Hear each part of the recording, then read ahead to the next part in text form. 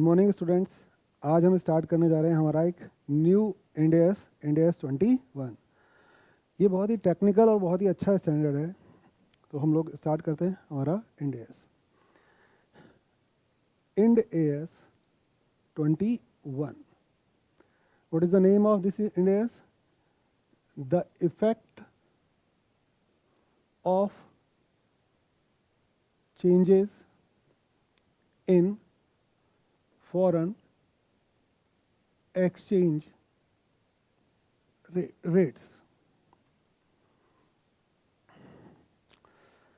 देखिए, आपने इंटर में भी AS 11 रीड किया होगा। AS 11 नेम के अलावा इसमें कोई भी सिमिलैरिटीज नहीं है। तो आई नो वाली फीलिंग के साथ हमें नहीं देखना, आई डोंट नो वाली फीलिंग के साथ देखना है, क्योंकि कुछ भी कॉमन है ही नहीं एक्सेप्ट नेम। तो दैट्स वाई हम इसे हटाते हैं। देखिए, ये इंडेक्स है क्या? Foreign exchange rates. Foreign exchange rates, foreign exchange rates कब यूज होते हैं? जब फॉरेन एक्टिविटीज होती हैं। अब बात यह है, फॉरेन एक्टिविटीज कैसे होंगी? तो हमारा इंडेक्स क्या गाइडेंस प्रोवाइड करता है, उसे हम पॉइंट टू पॉइंट डिस्कस करते हैं एक सिस्टमेटिक वे में। तो हमारा पॉइंट नंबर 1 हम देखते हैं। पॉइंट नंबर 1, इसमें हम ए पॉइंट नोट करते हैं। ए पॉइंट देखते हैं ये क्या है। एन एंटिटी में कैरी ऑन foreign activities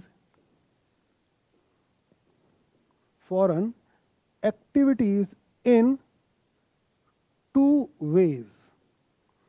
वो 2 तरीके क्या है? नंबर 1,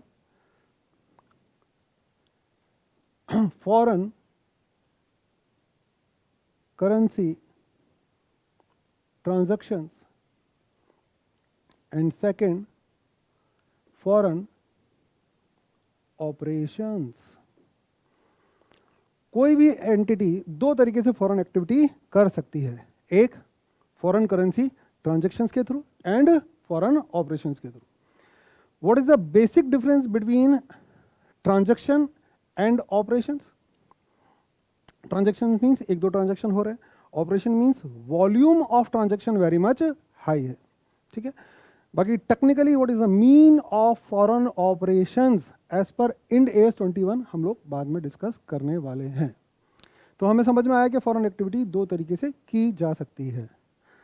अब आता है B point, objective of this Ind AS। Sir ठीक है, अब ये इंडेक्स हम पढ़ क्यों रहे हैं, ऑब्जेक्टिव क्या है, अब हम उसके बारे में बात करते हैं। तो objective of this index number 1, how to include foreign currency transactions and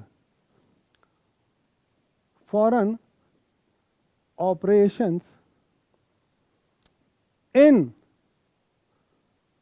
financial statement of entity, plus how to translate financial statement into presentation currency. ये इसका ऑब्जेक्टिव है। हम एक पॉइंट और नोट कर लेते हैं, उसके बाद फिर डिस्कस करते हैं ये हमने लिखा क्या है। C point, principal issues which exchange rate या rates to use and how to report the effect of changes in foreign exchange rates। In financial statement. Sir ये इतना कुछ लिखवा तो दिया इसका मतलब क्या है? चलो इसे एक एग्जाम्पल से हम लोग समझते हैं ये है क्या। फॉर एग्जाम्पल, इन इंडिया एक एंटिटी है एक्स लिमिटेड। इन इंडिया एक एंटिटी है एक्स लिमिटेड जो अपने फाइनेंशियल स्टेटमेंट प्रिपेयर कर रही है। फाइनेंशियल स्टेटमेंट, बट ऑब्वियस है ये किस में प्रिपेयर कर रही होगी? फॉर एग्जांपल रुपीस में प्रिपेयर कर रही है। ये फॉरेन एक्टिविटीज करती है। फॉरेन एक्टिविटीज कैसे होंगी एज पर इंड एस? ये फॉरेन एक्टिविटीज करेगी आउटसाइड ऑफ इंडिया। तो पॉइंट नंबर 1 क्या था? एंटिटी फॉरेन एक्टिविटीज कैसे कर सकती है? फॉरेन करेंसी ट्रांजैक्शंस के थ्रू या फिर ऑपरेशंस के थ्रू। तो ये एक ट्रांजैक्शंस कर रही है या फिर ऑपरेशंस कर रही है। मान लीजिए ये यूएसए में हो रहे हैं इन डॉलर्स। तो अब प्रॉब्लम क्या आती है?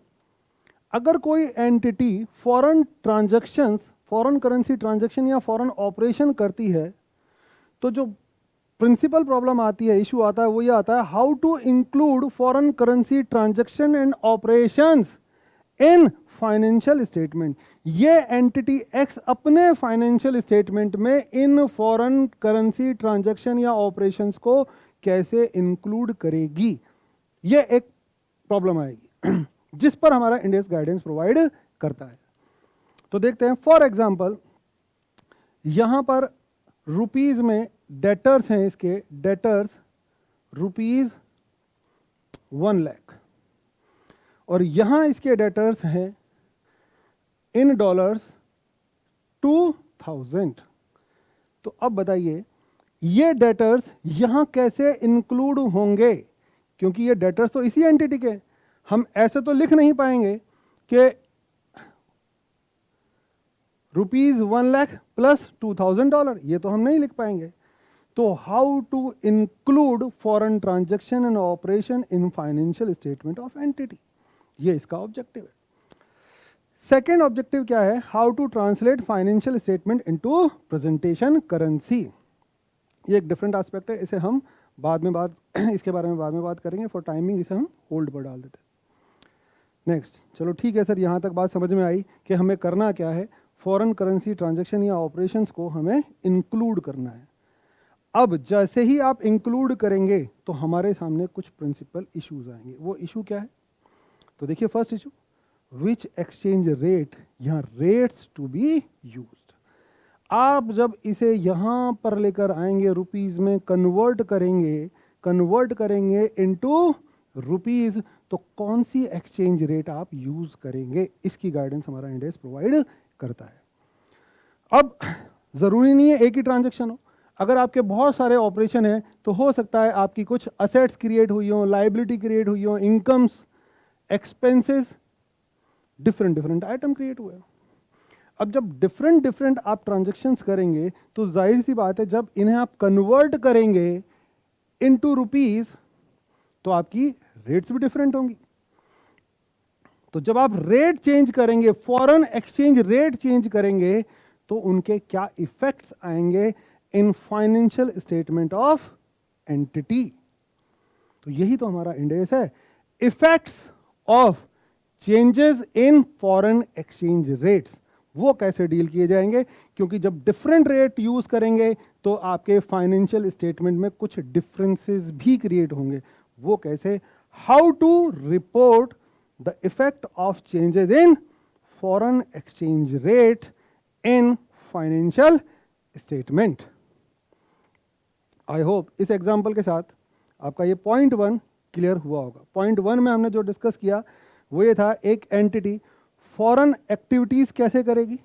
जब वो फॉरेन एक्टिविटीज करेगी तो उसके सामने एक प्रॉब्लम आएगी कि वो अपने फाइनेंशियल स्टेटमेंट में उन फॉरेन एक्टिविटीज को कैसे इंक्लूड करेगी। तो हमारा इंड एस गाइडेंस प्रोवाइड करता है, आप एक्सचेंज रेट यूज कीजिए। जब वो एक्सचेंज रेट यूज करेगी डिफरेंट तो वहां पर डिफरेंसेस क्रिएट होंगे, उन डिफरेंसेस को हमारे फाइनेंशियल स्टेटमेंट में कैसे डील किया जाएगा, इसकी गाइडेंस हमारा इंड एस प्रोवाइड करता है। अब हम आगे चलते हैं। यहां से दो बातें क्लियर निकल कर आती हैं, दो मेन मुद्दे निकल कर आते हैं। सर आपने यहां पर फॉरेन करेंसी लिखा, यहां प्रेजेंटेशन करेंसी लिखा। एक तो करेंसी मींस व्हाट, दूसरा ये फॉरेन ऑपरेशंस क्या हैं। जब ये दो बातें हमारे माइंड में क्लियर होंगी तो हम आगे स्मूथली बढ़ पाएंगे। तो हमारा पॉइंट नंबर 2 है करेंसी। पहले हम करेंसी को डील करते हैं। ये करेंसीज क्या है।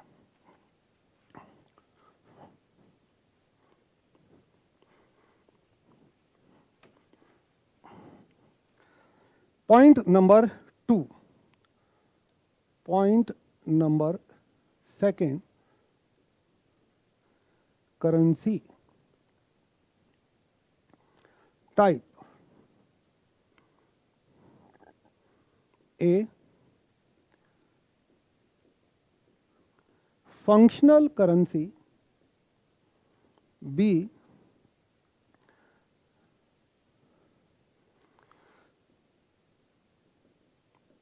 foreign currency, and C,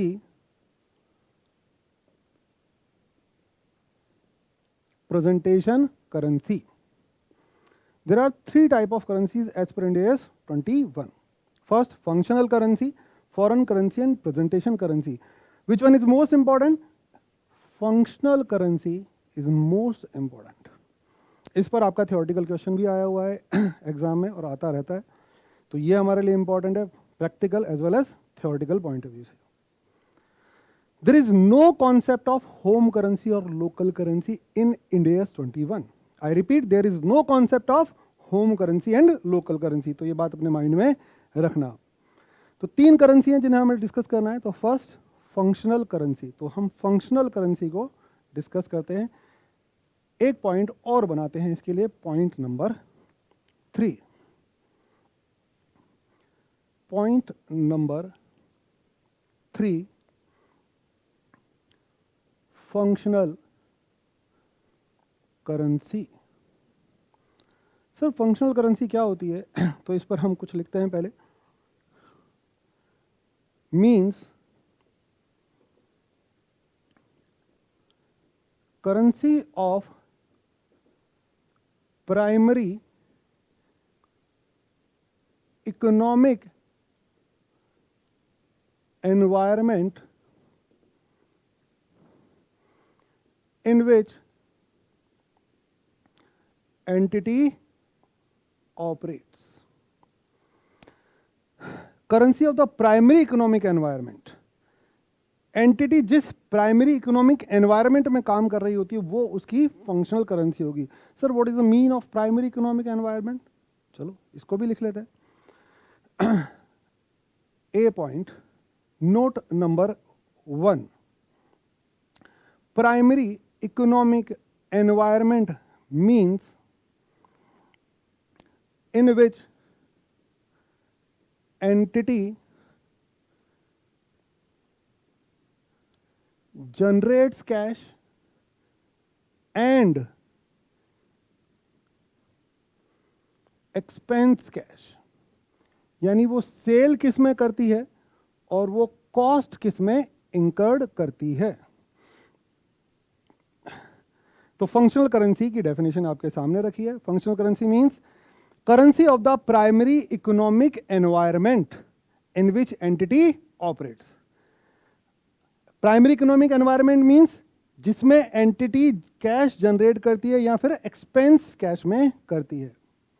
sir ये तो टेक्निकल हो गई। देखो in simple word we can say functional currency means entity जिसमें कैश जनरेट करती है या फिर एक्सपेंस करती है, दैट्स ऑल।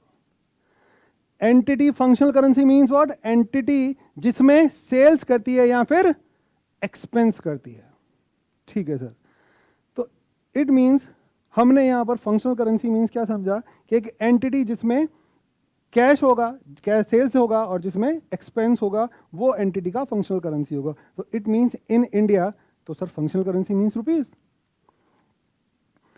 नो, मैंने क्या कहा था, एक बात आपको अपने माइंड में रखनी है, वो क्या थी, there is no concept of local currency या होम करेंसी। फंक्शनल करेंसी यानी आपको फोकस किस पे करना है, फंक्शंस पर फोकस करना है एंटिटी के। हाँ, in simple word we can say, note number 2, local currency equals to functional currency. Functional currency, local currency equals to functional currency.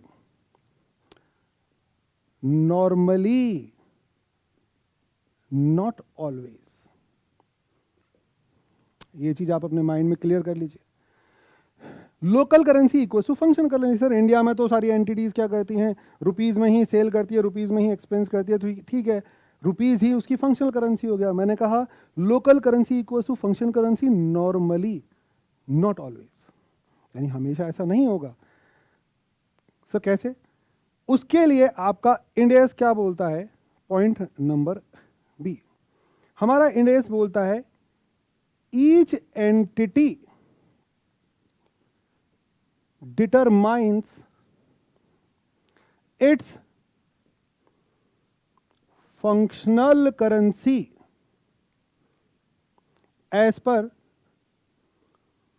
rules of rule para 9 to 14, para 17।